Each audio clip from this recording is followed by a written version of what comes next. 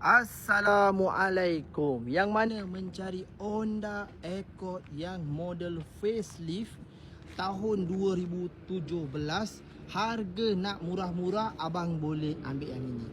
Saya nak bagi harga pecah 49,000 termurah di Malaysia. Okey, kalau abang tak percaya, abang cek dulu tahun 2017 Honda Accord yang model facelift. Ini bukan 2.4, ini 2.0 liter. Harga bawah 50k hanya di Yuska AR Speedworld. Bukan itu saja, harga boleh nego lagi. Harga boleh nego lagi. So kereta ni abang tengok ini model facelift, lampu depan dia lain, lampu belakang dia lampu smoke.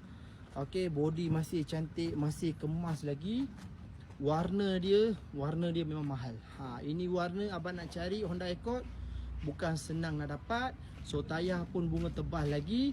Interior abang tengok yang ini original, ada kamera tepi Abang nak cari Honda Accord yang model facelift, abang kena tengok. Abang tekan kat sini.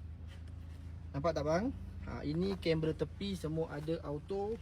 So leather seat dia pun masih cantik, steering pun cantik, dashboard interior dia semua 9/10 macam kereta baru. Kapet original, kiri kanan dah siap.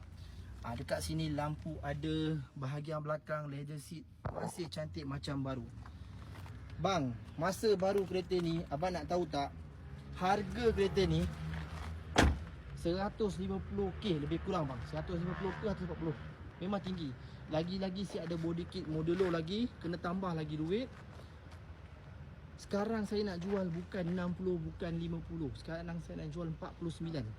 Abang boleh beli ni 2017, kereta elok, kereta cantik.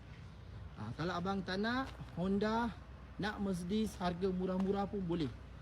Abang tengok je, tengok tu. Cantik tak? Ini Mercedes saya nak jual murah-murah saja, hanya 30,000. Mercedes CLS untuk dijual harga 30,000. Murah. Okey, assalamualaikum.